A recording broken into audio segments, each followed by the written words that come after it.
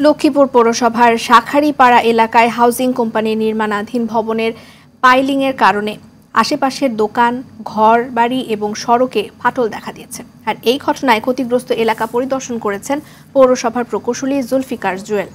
স্থানীয়রা জানিয়েছেন, একটি হাউজিং কোম্পানি স্কেভেটর দিয়ে গভীর খনন করে ভবন নির্মাণের কাজ করছিল।